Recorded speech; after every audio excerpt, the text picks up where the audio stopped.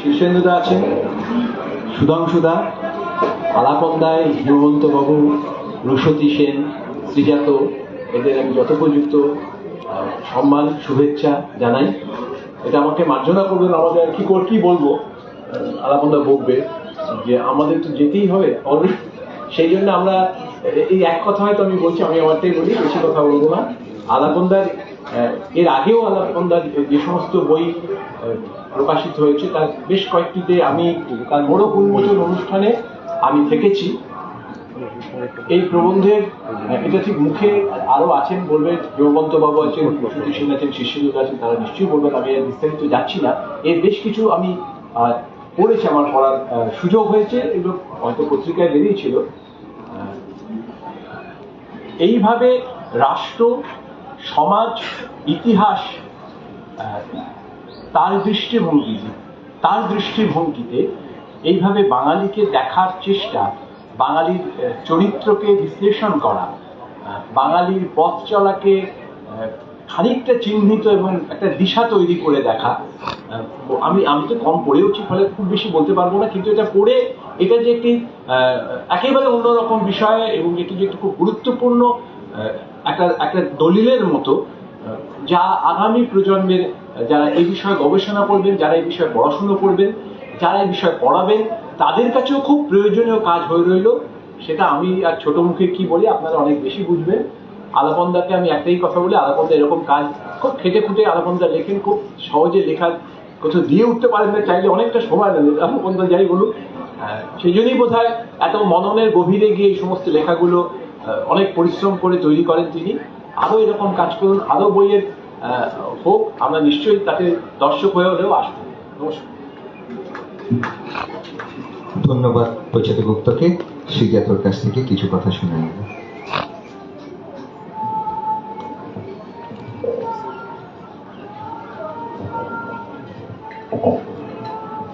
শুভ সন্ধ্যা। আপনারা প্রত্যেকেই নিশ্চয়ই সেই সব বিয়ে বাড়িতে গেছেন যেখানে অনিমন্ত্রিত কিছু অতিথিও খেতে ঢুকে পড়ে, যাদের নেমন্তন্ন নেই কিন্তু খুব আত্মবিশ্বাসের সঙ্গে ঢুকে তারা দু ব্যাচ খেয়ে আসে। আমাকে দেখে বুঝতে পারছেন যে এই মঞ্চে, এই পংক্তিতে আমি সেরকমই অপাঙ্ক্তের একজন অতিথি, যে এই বিয়ে বাড়িতে ঢুকে পড়েছে যদি এই মৌকায় এক পাশ পেরে বসে খাওয়া যায়। কারণ আমি এই বইটি নিয়ে কথা বলবার স্পর্ধা বা যোগ্যতা কোনোটাই রাখি না। বইটি আমার হাতে এসে পৌঁছানোর পরে পড়তে শুরু করেছি এবং পড়তে গিয়ে বুঝতে পারছি যে এই বইটি সম্যক। কেউ কিছু বলছেন? আমার যা উচ্চতা, আমাকে দূর থেকে দেখতে পাওয়া কঠিন। তো আমি বলতে চাই যে এই বইটি যে বিষয় নিয়ে লিখিত হয়েছে এবং বাঙালির মনকে এত দিক থেকে এত চুলচেরা বিশ্লেষণে যে দেখা যায়, এত তথ্য দিয়ে এবং এত তত্ত্ব দিয়ে এবং তথ্য ও তত্ত্বের বাইরেও এত দরদ দিয়ে বাঙালির মনকে যে এতভাবে পড়া যায়, এইটা আলাপন বন্দ্যোপাধ্যায় আমাদের দেখিয়েছেন এই বইটা। এটাও ঠিক যে এই বই খুব সহজ পাঠ্য নয়।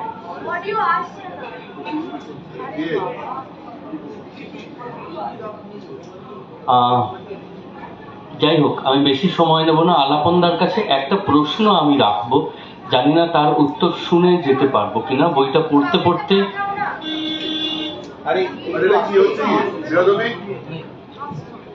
আমি কি বলবো?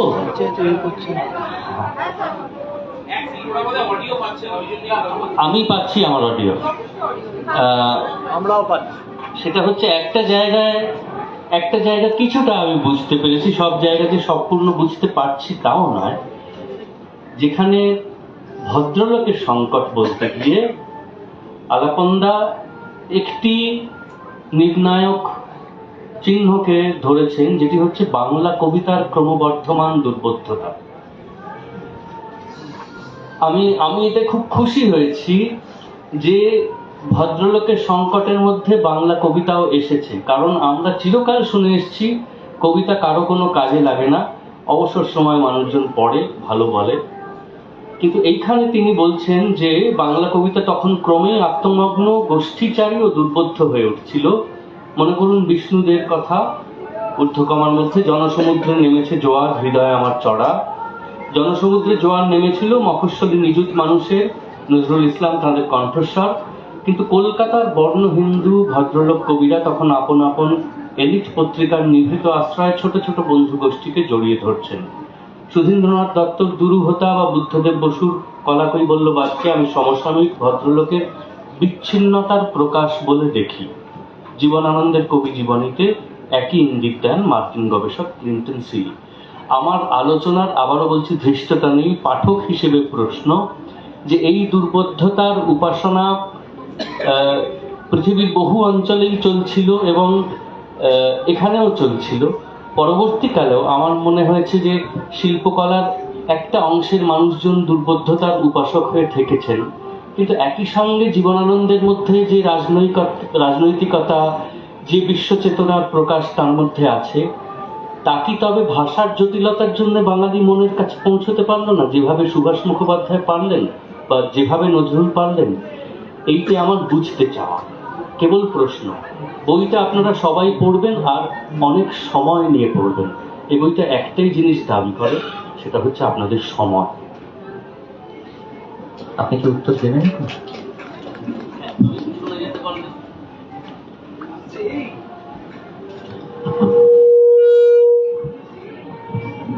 দেশ পাবলিশিং প্রকাশক এবং তার হয়ে শুভঙ্কর দে অপু আমাকে অনুরোধ করছেন, সেই জন্য আমি ক্রম ডিঙিয়ে বলছি। এটা কেন বললাম? সুভাষ মুখোপাধ্যায় যে সরল হলেন শ্রীজাত, সেটা একটু বয়সে কম বলে নয়। আমি দাবি করব সুভাষ মুখোপাধ্যায়, নীরেন্দ্রনাথ চক্রবর্তী প্রভৃতি 40-এর দশকের প্রায় সব কবি তাদের পরিসরটা পেলেন গণতন্ত্রের বড় আঙিনায়, যে আঙিনাটা 30-এর দশকের কবিরা পাননি।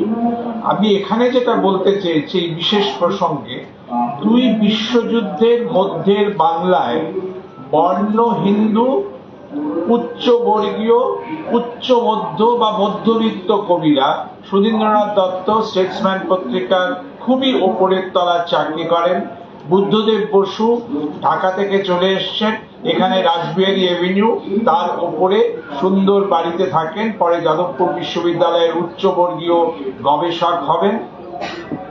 ইনারা বিষ্ণু দে রিপন কলেজের অধ্যাপক, ওই ওদের যেখানে পাবলিশিং হাউস সেখানেই বাড়ি, মধ্য কলকাতার উচ্চবর্ণ অভিজাত পরিবারের মানুষ।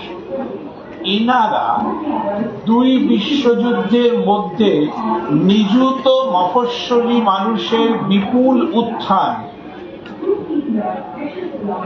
হয়তো অতটাই হৃদয়ঙ্গম করার সুযোগ সেভাবে পাননি যেভাবে হয়তো পেয়েছিলেন বর্ধমানের একটি মুসলমান ছেলে নজরুল ইসলাম। বরিশাল থেকে ফজলুল হক যে বিপুল জন উল্লাসে উঠে এসেছিলেন, বিষ্ণুদে সেই জন উল্লাস ঠাহর করছেন, কিন্তু তার বর্ণ, তার বর্গ, তার সংখ্যালঘুত্ব দুই বিশ্বযুদ্ধের মধ্যে বুঝে গেছে উচ্চবর্ণ হিন্দু অভিজাত মধ্যবিত্ত কবিগণ, তারা অবিভক্ত বাংলাদেশে নিতান্ত সংখ্যালঘু। অবিভক্ত বাংলাদেশে বিপুল জন আন্দোলনে হয়তো এই কবিরা একটু একক, একটু নিভৃত, একটু বিষণ্ণ বোধ করছিলেন।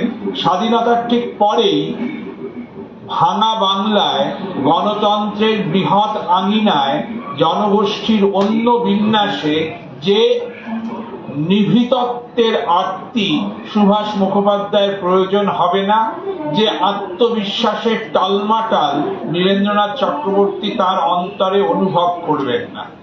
এদের সকল মহত্ব ও সকল আভিজাত্য সত্ত্বেও সুধীন্দ্রনাথ দত্ত, বিষ্ণুদেব, বুদ্ধদেব বসু যে আপন আপন সালন বা আপন আপন বাড়ির অভ্যন্তরে কতিপয় কবি নিয়ে কবিতার যে দুরূহ সাধনা করছিলেন, এই প্রবন্ধে আমি ইঙ্গিত দিয়েছি।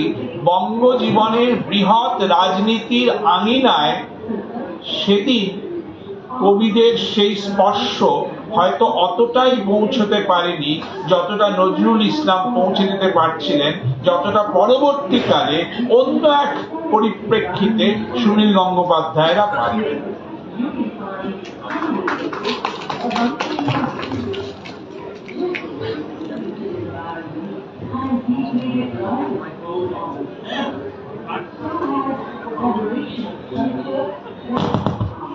সেতুদা বলেছেন আরো দুর্বোধ্য করে যেটুকু অসাধারণ করেছেন, আরো দুর্বোধ্য।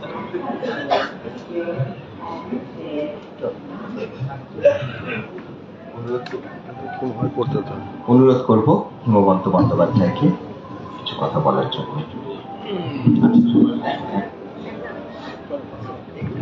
হ্যাঁ, আমি অপু আছে, ঋদ্ধি আছে, আর আমার মঞ্চে উপবিষ্ট আমার লেখককে আমি আমার শ্রদ্ধা এবং প্রণাম জানাই। আলাপন বাবুকে শ্রদ্ধা শুভেচ্ছা জানাই। শ্রী সুনীল আমার প্রণাম নেবেন এবং আপনারা যারা উপস্থিত সামনে সবাই আছেন। আমি একটা জরুরি কাজে আমার গিল্ড অফিসের মধ্যে ঢুকতে হবে আর কি, আমি একটু সেখানে বেরিয়ে যাচ্ছি। পরবর্তী প্রজন্ম রেডি, তারাই এখন প্রকাশনা জগৎ দেখছে, সেটা তো অপুকে আপনারা দেখতে পাচ্ছেন। আর একজন মাঠে ঘুরে বেড়াচ্ছে সুদীপ্ত বলে, আর তার ছোট ভাই ওখানে দাঁড়িয়ে আছে। অতএব এরা আপনাদের সামনে বই প্রকাশ করা, এবং বইগুলো আজকে একটা জিনিস, বই 49তম বই মেলাকে স্মরণীয় করে রাখতে আপনি একটা বই নিজে কিনবেন, কিনে তাতে নিজে সই করে নিজের আত্মীয় স্বজনকে উপহার দিতে শুরু করুন, তাহলে এই বই দেখবেন বই সবসময় থাকবে। নমস্কার।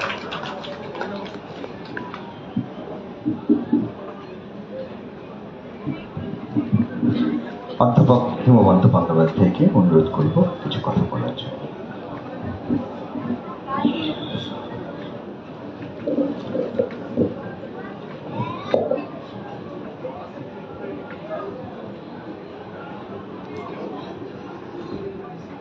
মাননীয় ব্যবস্থাপক বৃন্দ, শীর্ষেন্দু বাবু, আলাপন্দা, আমাদের উপাচার্য এবং আমার স্বজনীরা, একটা মুশকিল হচ্ছে মন নিয়ে, বুঝলেন তো। একটা সাদা কালো ছবি হয়েছিল সুপ্রিয়া দেবীর অভিনয়ে, সেখানে আমরা বুঝেছিলাম মন জিনিসটা খুব সহজ নয়। সেই কমলাকান্তের মন কোথায় হারিয়েছিল 19 শতক থেকে খুঁজে যাচ্ছেন। তারপর আবার যখন সলিল চৌধুরী মন হারালো, এই গান গাইছেন, হেমন্তের কণ্ঠ যখন উজ্জ্বল হয়ে উঠছে সে গান, বুঝলাম মন ব্যাপারটা মোটেও সোজা নয়। মনটা যে কোথায় থাকে, সেটা হৃদয়ে না মস্তিষ্কে, এটাও চট করে বোঝা যায় না।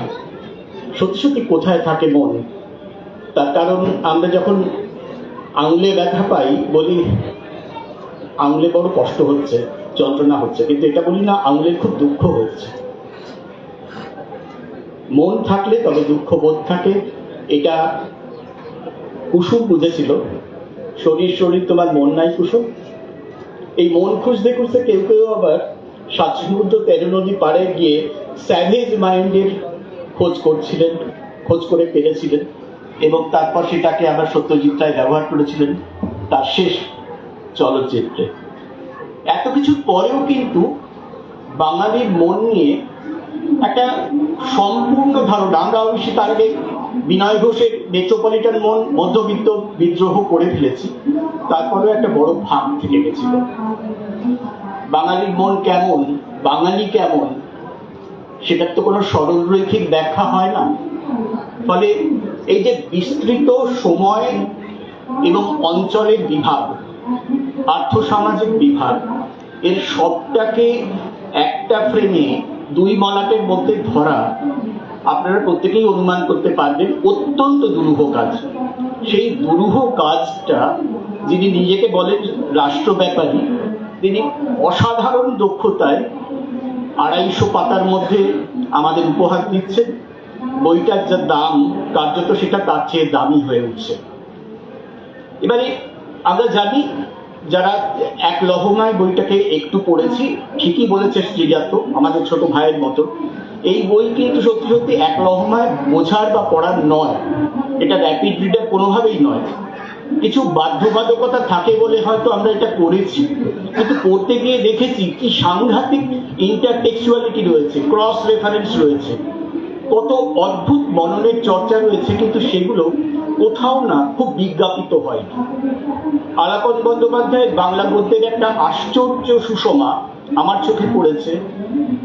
তার ধ্রুপদী বিন্যাসের মধ্যে কোথাও সেই বিস্ফোরণটা নেই, বরং একটা কবিতার লাবণ্য আছে। কেমন আমি বলছি, তিনি হয়তো তার মাস্টারমশাইয়ের কথা বলছেন অমল মুখোপাধ্যায়, এবং বলতে বলতে বলছেন একটা সময় স্যার স্যার করে সকলে যখন ভুগত না, এবং ছাত্র গুরু শিষ্যের সম্পর্কের মধ্যে কোথাও একটা ঝাঁঝালো সম্পর্ক ব্যাপার ছিল।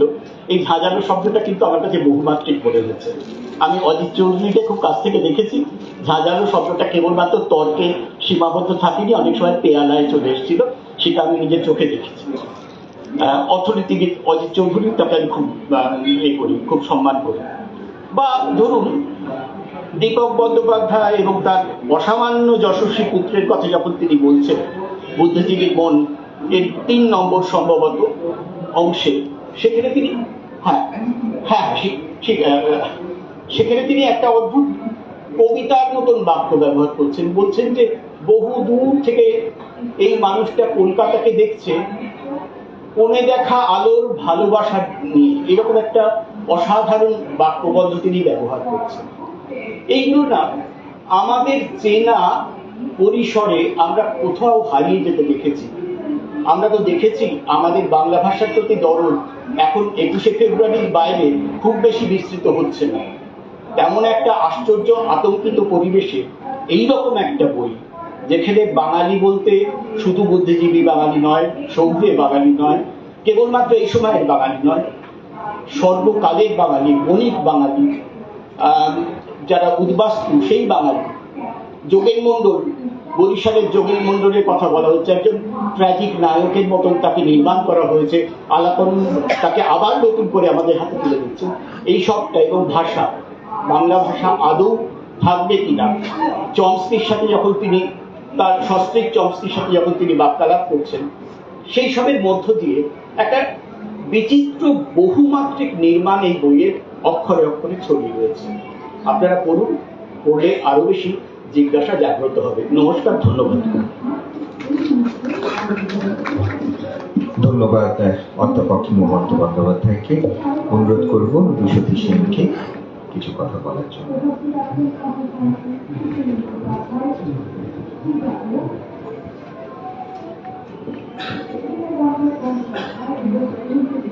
মঞ্চে উপবিষ্ট এবং প্রেক্ষাগৃহে উপস্থিত সকলকে আমার নমস্কার জানাই।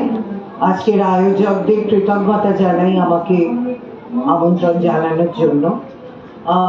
আসলে কিন্তু প্রশ্নই, মানে আমারও অনেকগুলোই প্রশ্ন আছে এ বইয়ের লেখকের কাছে, কিন্তু তার যেটা সব থেকে বড় কৃতিত্ব সেটা হচ্ছে এই প্রতিটি প্রশ্নই তিনি উস্কে দিয়েছেন।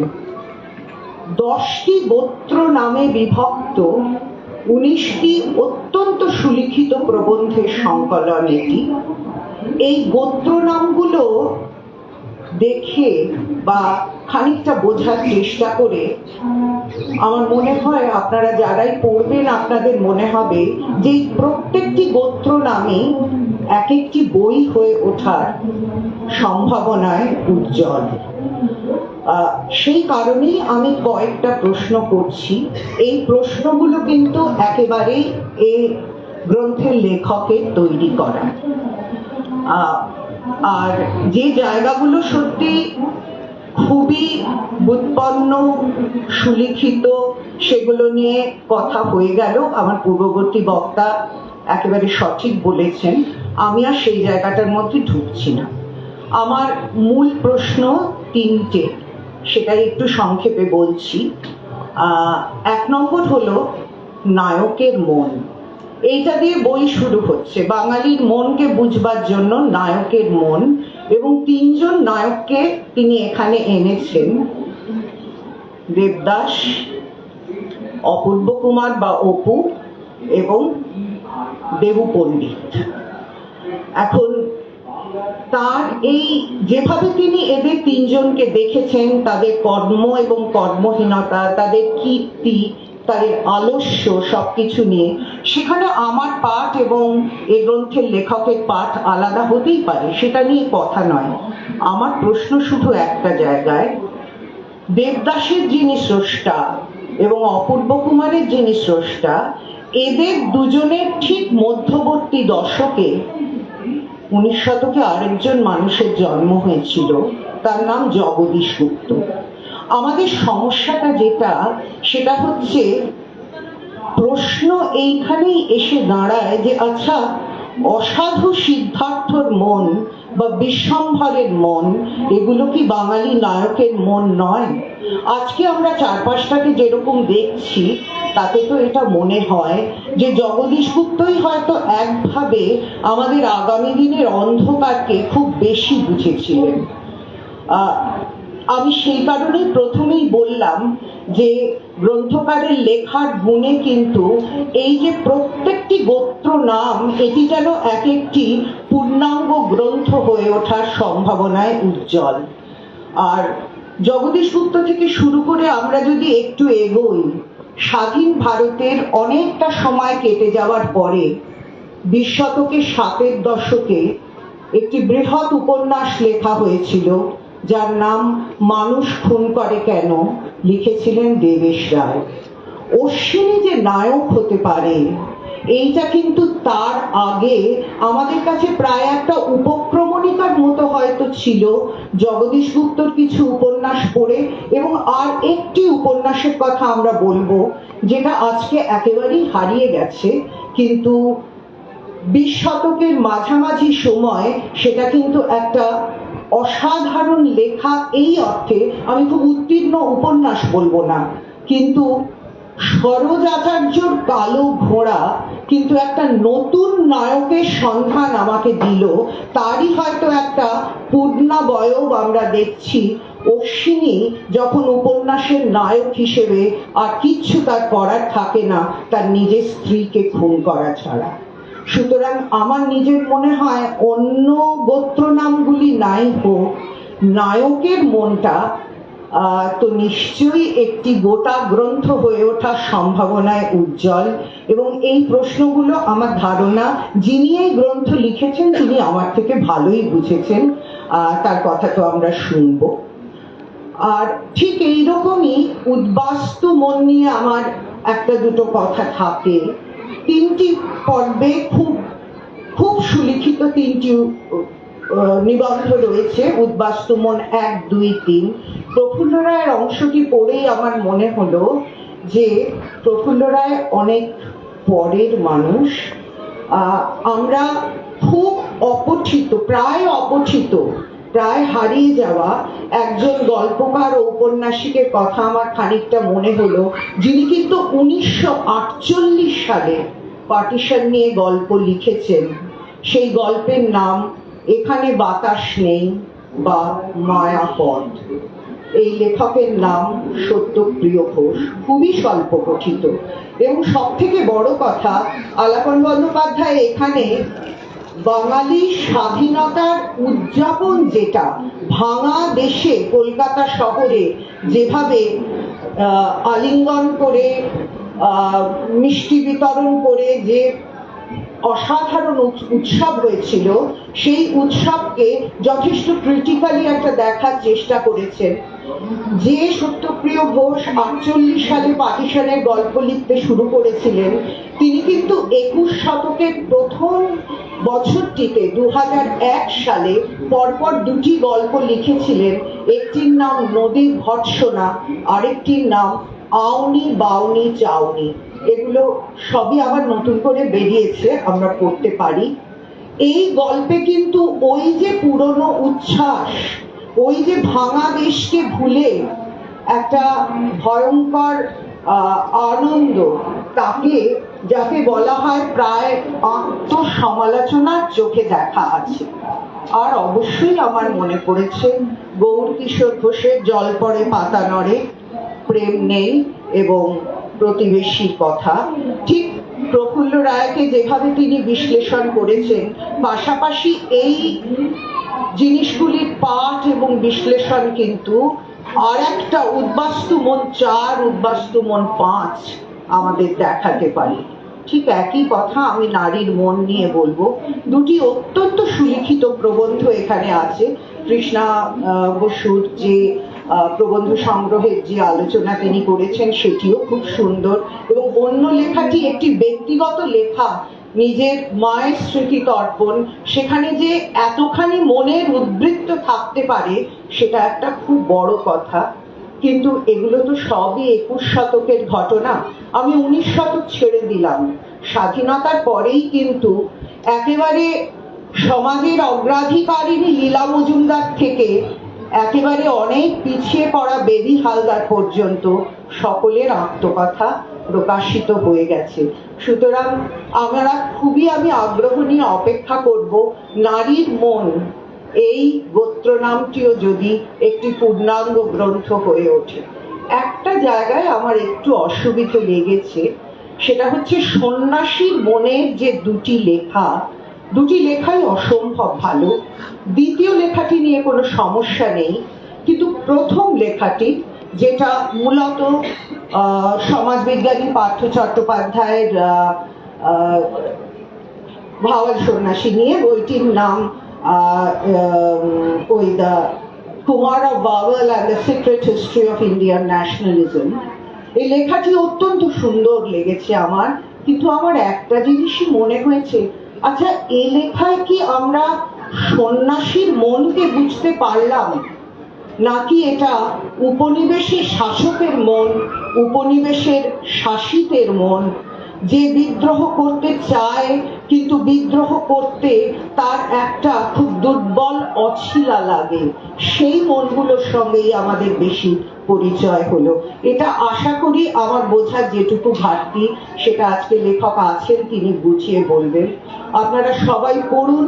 আমার ধারণা আমি আজকে যেটুকু আমার কথা বললাম এগুলো পাঠান্তরে আবার অন্যরকম হয়ে যেতে পারে, কিন্তু এই কথাটায় আমার প্রায় কোনো সন্দেহ নেই যে এই বই যে 10টি গোত্রনাম নিয়ে তৈরি হয়েছে তার অন্তত কয়েকটি গোত্রনাম স্বতন্ত্র গ্রন্থ হয়ে উঠতে পারে, যাতে আলাপন বন্দ্যোপাধ্যায়ের বাঙালি মনকে বোঝা এবং আমাদের বোঝানো আরো বিন্যস্ত হবে। অনেক ধন্যবাদ। ধন্যবাদ দিদিকে। আমি আলাপনদাকে অনুরোধ করবো, আপনি কি উত্তরগুলো দেখে নিন।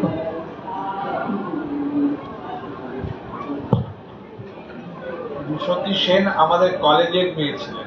আমি যখন প্রেসিডেন্সি কলেজে পড়ি তখন উনি প্রেসিডেন্সি কলেজের ছাত্রী।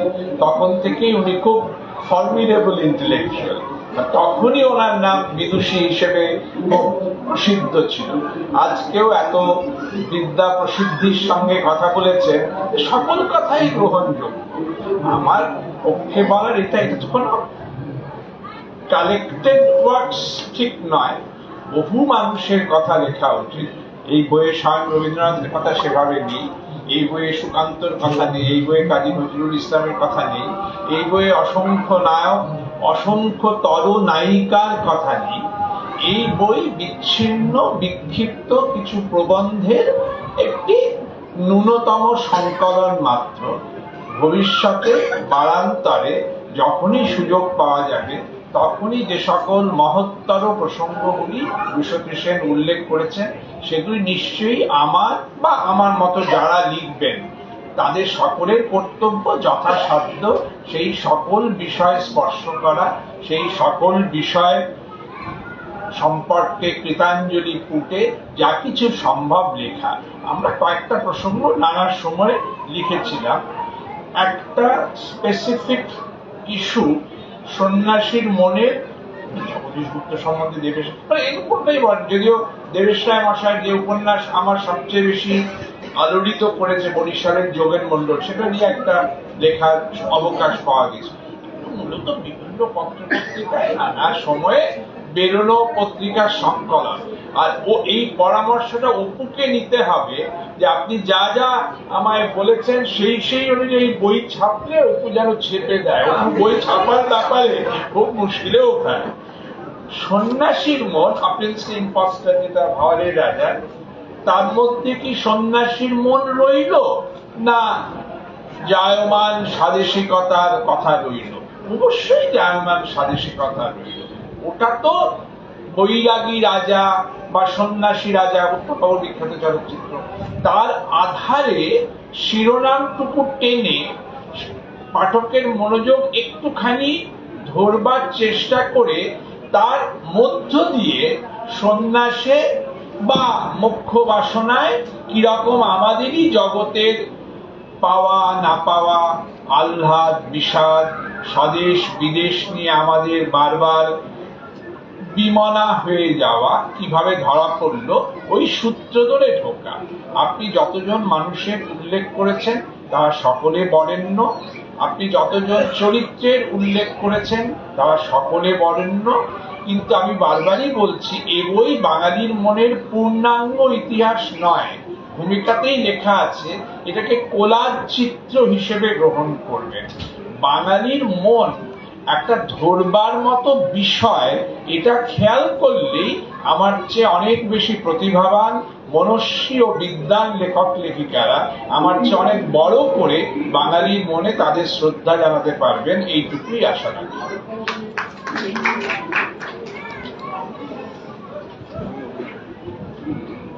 অনুরোধ করবো শীর্ষে নিজেকে বই নিয়ে যার কথা বলার জন্য।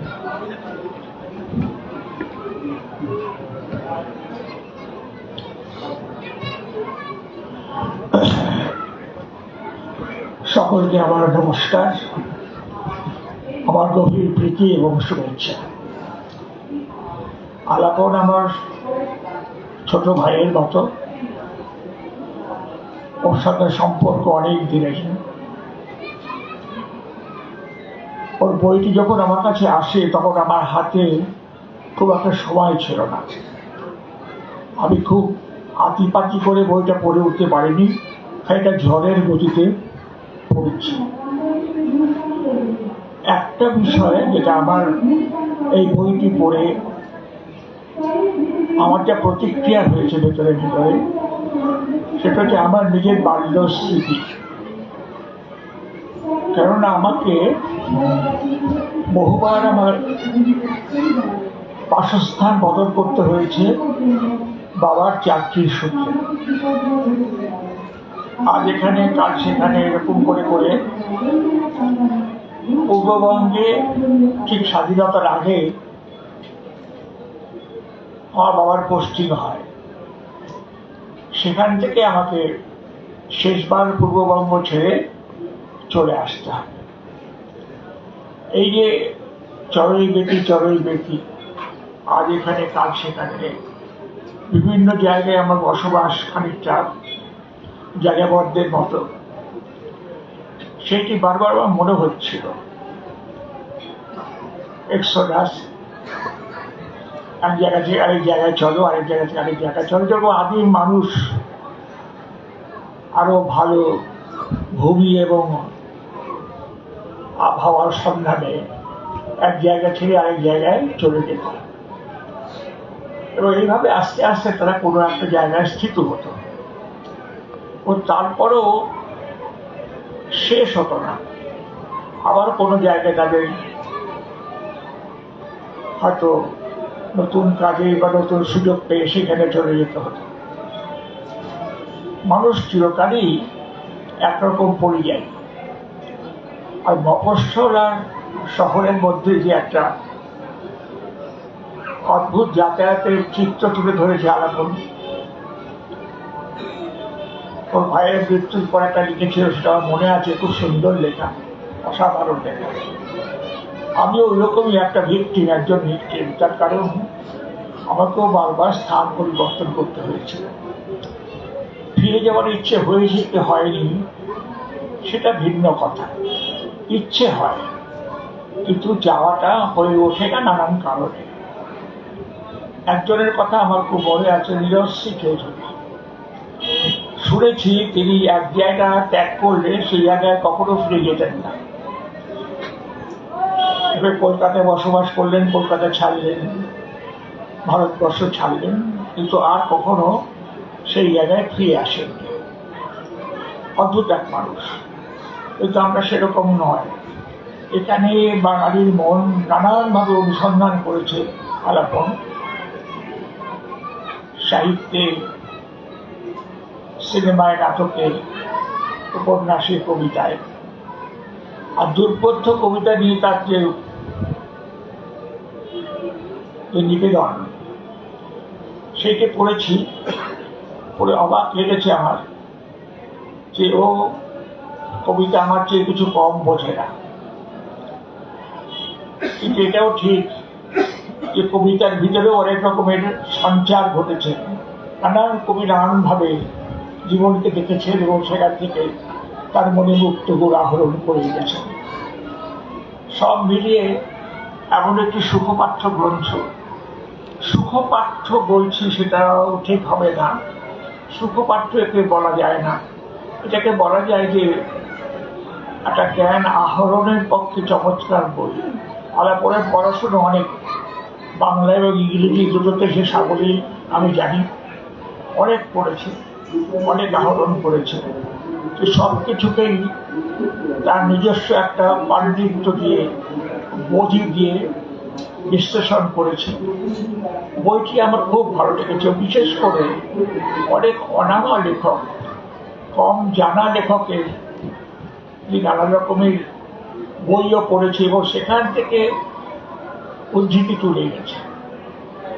সব মিলিয়ে মনে হলো যে কাউকে অবহেলা করেনি না আলাপন, আর সব মিশিয়ে একটা মিলিমিশ গ্রন্থ। ঠিকই এটা টুকরো টাকা নানা রকম ভাবে এসছে, মানে খুব বড় লেখা নয়, ছোট ছোট লেখা। কিন্তু এই ছোট ছোট লেখার ভিতর দিয়েই তার বিদ্যা এবং বুদ্ধির দুটি অনুসন্ধিৎসা এবং তার গভীর চিন্তা এবং পর্যালোচনা, এটা আমার কাছে খুব অসম্ভব ভালো মনে হয়েছে। এই বইটি সমাদৃত হবে বলি আমার ধারণা। আর সমাদৃত হলেই শুধু হবে না, বইটি খুব গভীর নিবেশের দাবি রাখে। গ্রন্থটি বারবার পড়া দরকার এবং আতিপাতি করে খুঁজে থাকা দরকার যে কিভাবে ও সমস্ত সমাজটাকে বিশ্লেষণ করার চেষ্টা করেছে। এত অল্প একটা ছোট বইয়ের ভিতর দিয়ে এত কিছুকে এগিয়ে আসা, এটা আমার কাছে অসম্ভব একটা বড় কাজ বলে মনে হয়েছে। আমি আলাপনকে আমার ভালোবাসা জানাই, তাকে আমার শুভেচ্ছা জানাই। এরকম বই সে যেন আরো রেখে তো আমাদের সমৃদ্ধ হয়। নমস্কার।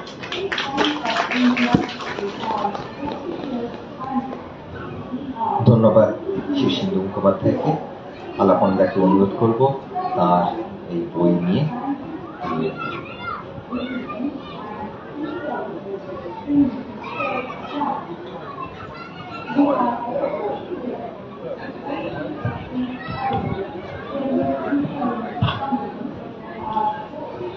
শীর্ষেন্দুদা সর্ব অর্থে আমাদের প্রণম্য এবং হয়তো আমার মনে হয় অতিরঞ্জন হবে না যদি বলি আমাদের সময়ের প্রণম্যতম মানুষ। ফলে উনি যে খুব স্নেহবশত আমার সম্বন্ধে বা আমার লেখা সম্বন্ধে বলেছেন, তার জন্য আমি তাকে সত্যিকারেরই প্রণাম নিবেদন করি। প্রচেত, শ্রীজাত, হিমবন্ত বন্দ্যোপাধ্যায়, রুশতী সেন, তারা প্রত্যেকেই খুব সুন্দর বলেছেন। অপু খুব সুন্দর অনুষ্ঠান সঞ্চালন করেছে। আমার মনে হয় আর আমাদের অনুষ্ঠানের সময়ও শেষ হয়ে এলো। আমি প্রশ্নের উত্তর দিতে দিতে আমি কিছু কথা তো বলেইছি, তবু যেহেতু প্রকাশকের প্রতি আমার একটা কর্তব্য আছে, প্রকাশক পয়সা চেপে বই করেন, আমি যদি বই সম্বন্ধে না বলি, তারপরে যদি বই বিক্রি না হয়, তাহলে প্রকাশক বঞ্চিত বোধ করতে পারেনি। কর্তব্য বোধ থেকেও আমি খুব প্রকাশকের মন নিয়ে ভাবতে ভাবতে আমি চেষ্টা করছি 7-8 মিনিটে শেষ। আমার এখানে মূল উদ্দেশ্য ছিল বিভিন্ন বিচ্ছিন্ন বিক্ষিপ্ত প্রবন্ধকে সংকলিত করে বাঙালির মন নামক একটি একককে পুনরায় প্রতিষ্ঠিত করা।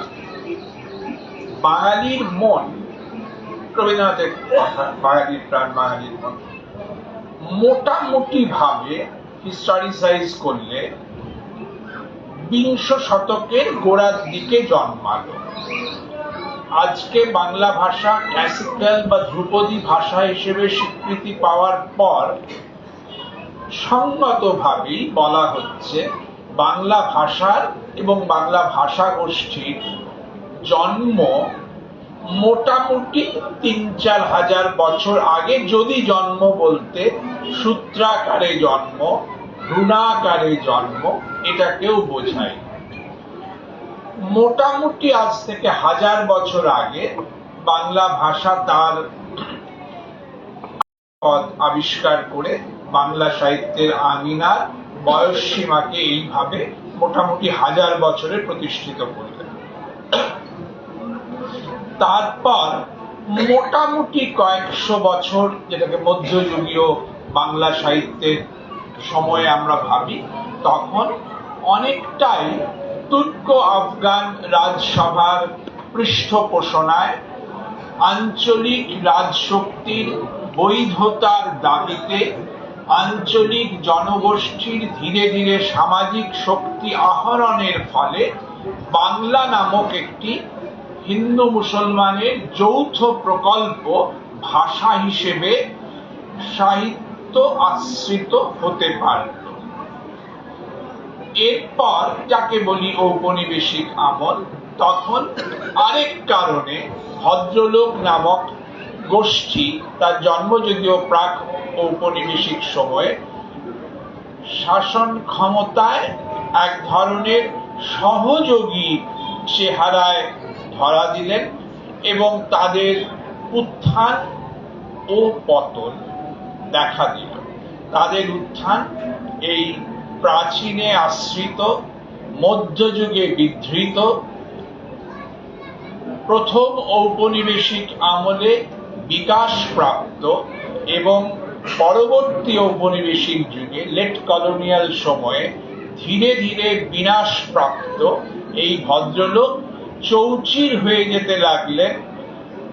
বেশি করে বিংশ শতকের মাঝের বছরগুলিতে। এই বইয়ে একটি প্রবন্ধও আছে, ভদ্রলোকের সংকট। এই বইয়ে আমার সবচেয়ে প্রিয় প্রবন্ধ, যেখানে এই ইতিহাসের কথা যথাসাধ্য আমার মতো করে পরিশ্রমীভাবে আমি লেখার চেষ্টা করেছি। এই যে ভদ্রলোক, সেই ভদ্রলোকদের মধ্যে 3 জন মানুষ, দেবদাস শরৎচন্দ্রের, অপু বিভূতিভূষণ বন্দ্যোপাধ্যায় এবং দেবু পণ্ডিত তারাশঙ্কর বন্দ্যোপাধ্যায়, তাদের ধরে আমি 3 দিক থেকে ভদ্রলোকের ওপর কিছুটা আলো ফেলার চেষ্টা করেছি। তার মধ্যে শরৎচন্দ্রের দেবদাস আমার কাছে সবচেয়ে প্রতিনিধিত্বমূলক চরিত্র এক অর্থে, যেখানে আমি বলবার চেষ্টা করেছি যে দেবদাসের প্রত্যাবর্তন আমাদের সকলের ক্রমিক প্রত্যাবর্তন এবং পশ্চাৎ গমনের যেন সে হচ্ছে প্রতীক। দেবদাস ফিরছে শহর থেকে গ্রামের দিকে, কর্ম থেকে প্রেমের দিকে, বাহির থেকে ভিতরের দিকে, সমাজ থেকে পার্বতীর দিকে, যৌবন থেকে বাল্যের দিকে, ভবিষ্যৎ থেকে অতীতের দিকে দেবদাস ফিরছে, ফেরা সফল হয় না। এই যে প্রত্যাবর্তন, যা হতে পারত, যা হলো না, ফলে ফিরে যাওয়া তাল সোনাপুরের দিকে, রক্তবমি করতে করতে ফিরে আসা সেই দেবদাসের প্রত্যাবর্তনে আধুনিক বাঙালি তার নিজস্ব খণ্ডকাব্য পেয়েছে। দেবদাসের ট্র্যাজেডি সিদ্ধিহীন বাঙালির স্বেচ্ছাবৃত আত্মহননের মধ্যবিত্ত ঔপনিবেশিক ট্র্যাজেডি। দেবদাসের ট্র্যাজেডি আত্মখণ্ডিত বাঙালির দেশভাগদীর্ণ উত্তর ঔপনিবেশিক ট্র্যাজেডিরও পূর্বাভাস বটে। পরে বিভূতিভূষণের অপু নিয়ে আলোচনায় একই কথা আরেকবার আমি দেখতে চেষ্টা করছি, যেখানে রবীন্দ্রনাথ আসছেন ঘুরে। রবীন্দ্রনাথ নৈবেদ্যে আমি বলছি রামায়ণ যেমন প্রাচীন ভারতীয় গৃহস্থের শ্রেষ্ঠ জীবন কাব্য নৈবেদ্য 1901, তেমনি সম্পন্ন আধুনিক মনুষ্যত্বের শ্রেষ্ঠ গৃহদর্শন। ভক্তি বা বৈরাগ্যের সহজ উচ্ছলতা নয়, রবীন্দ্রনাথ বলছেন কর্তব্য ভারের গৃহস্থ কঠোরতার কথা। কথাগুলি সন্তব্য। করমোড়ে সম্মানিত নববীর বেশে দুরূহ কর্তব্য ভারে দুঃসহ কঠোর বেদনায় পড়াইয়া দাও অঙ্গে মোর ক্ষতচিহ্ন অলঙ্কার। ধন্য কর দাসে সফল চেষ্টায় আর নিষ্ফল প্রয়াসে। ভাবের ললিত ক্রোড়ে না রাখি নীলিন, কর্মক্ষেত্রে করি দাও সক্ষম স্বাধীন। আশঙ্কা করি বিভূতিভূষণের অপু এই দীক্ষা পায়নি। তার জীবনে শুধুই মৃত্যু আসে। ইন্দির ঠাকুর প্রথমে মারা যান, দুর্গা মারা যায়, হরিহর মারা যান, সর্বজয়া মারা যান, অপর্ণা মারা যান, বন্ধুরা মারা যায়, কেবলই যেন তাকে নিষ্কৃতি দিতে, কেবলই যেন তাকে কর্তব্যের কঠোর বন্ধন থেকে মুক্তি দিতে। এই মুক্তি পেতে থাকা, এই একা হতে থাকা, এই ক্রমশ বিরাগী হতে থাকা অপু আমার বিচারে যেন তার জনপ্রিয়তার মধ্যে লুকিয়ে রাখে রেনেসাঁসের সম্পন্ন ও ঐশ্বর্যবান বাঙালিত্বের পরাজয়ের উপাখ্যানটুকু।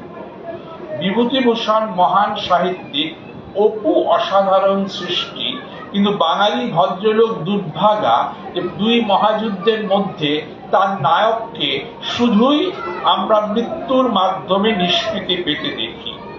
নায়কদের মাধ্যমে আমাদের এই সংকট দেখার পর আমি এই ভদ্রলোকের সংকট নামক যে প্রবন্ধের কথাগুলো বললাম, সেই প্রবন্ধের কথা একটু বলবার চেষ্টা করেছিলাম, যাতে আমি বিশেষ করে আধুনিক কালে, সাম্প্রতিক কালে, একেবারে হাল আমল যে আমলে বেঁচে আছি, সেই আমলে, সেই পর্বে ভদ্রলোকের সংকটের তৃতীয় বা সাম্প্রতিকতম চ্যাপ্টারে আমি লক্ষ্য করেছি যে সেই লক্ষণগুলি হলো বিশ্বে কমিউনিজমের কারণ ও লক্ষণগুলি হলো বিশ্বে কমিউনিজমের পতন, সোভিয়েত ইউনিয়নের ধ্বংসপ্রাপ্তি, ভদ্রলোকের ধর্মনাশ, এটা হচ্ছে ক বলেছি। খ, নব্য উদারবাদের জয়, ভদ্রলোকের মানস সংকট ও প্রতিদ্বন্দ্বী অবঙ্গভাষী বাণিজ্যিক এলিটের সুবিধে।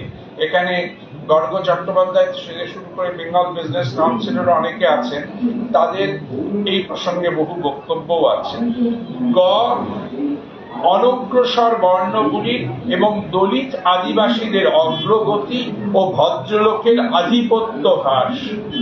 ঘ, জনবাদী রাজনীতির উত্থান ও ভদ্রলোকের গুরুত্ব নাশ।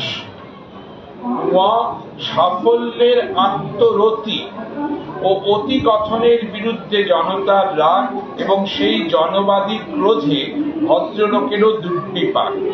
সংকট মোচনের পথ যদি জিজ্ঞাসা করা হয় লেখককে, সে বলেছে, এক, নারীকে বৃত্তের বাইরে রাখা যাবে না, তাকে সম্মানিত ও সংযুক্ত না করলে ভদ্রলোকের মহা সর্বনাশ।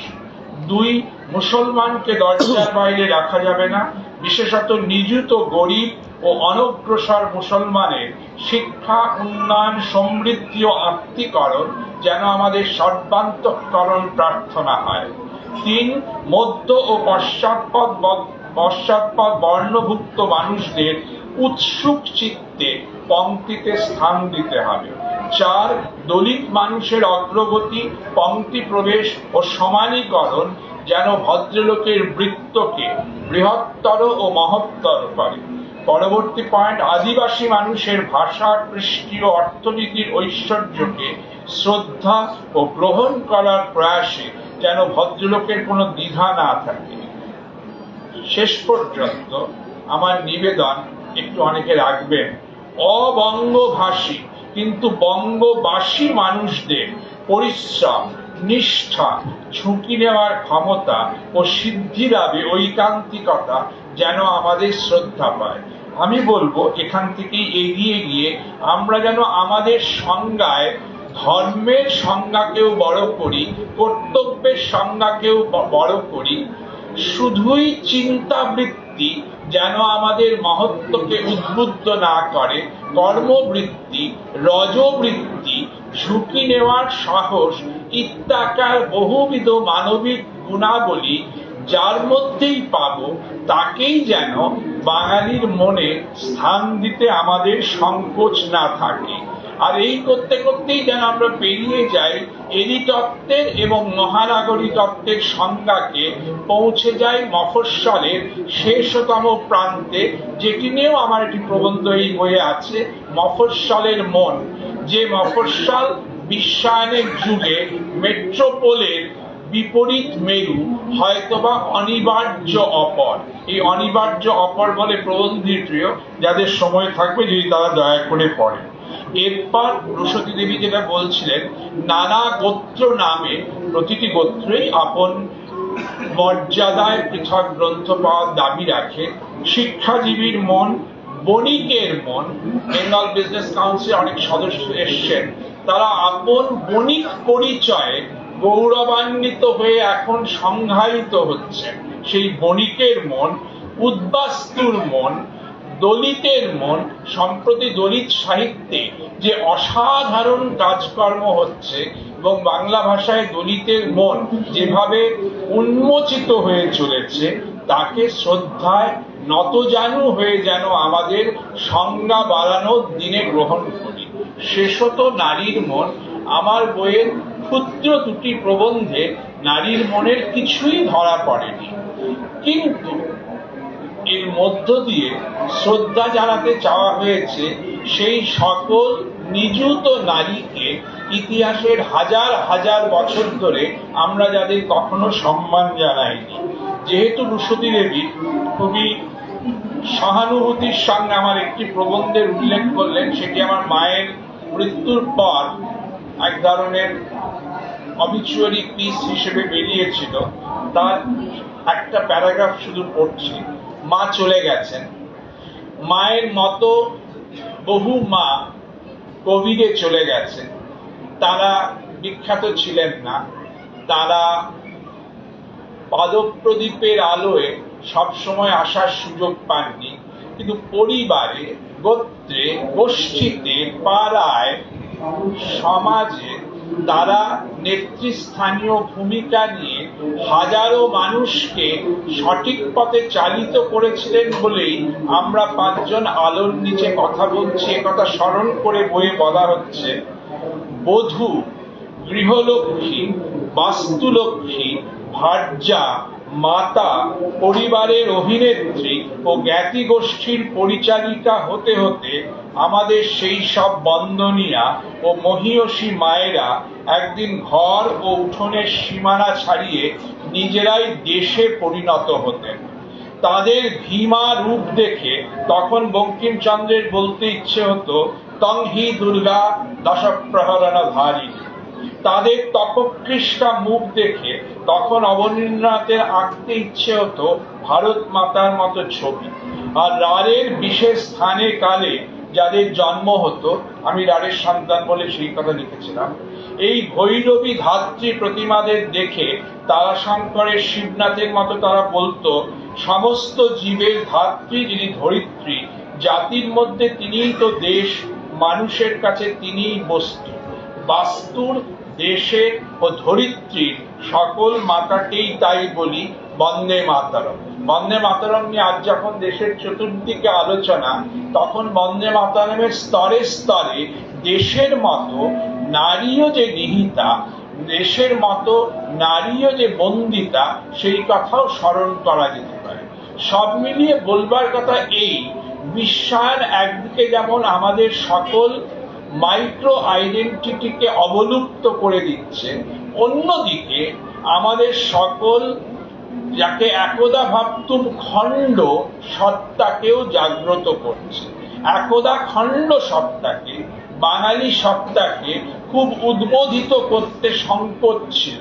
ভাবতাম বুঝি প্রাদেশিকে পরিণত হবে, কিন্তু যখন সকল প্রদেশ বিলুপ্ত হচ্ছে, বিশ্বায়নের এক মহাকায় অসাম্যের রূপ যখন দেখছি, তখন মনে হয় খণ্ডেও সত্য আছে, খণ্ডেরও উদযাপন প্রয়োজন।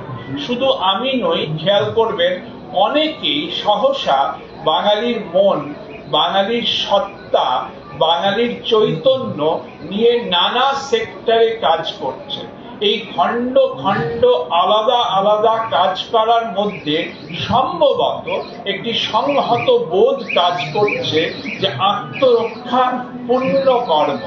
যদি বৃহতের ঝড়ে কোনো খণ্ড পরিচয় অবলুপ্ত হয়, তাহলে সেই অবলুপ্তির বিরুদ্ধে সংহত নিশান নির্মাণে পাপ নাই, পুণ্য আছে।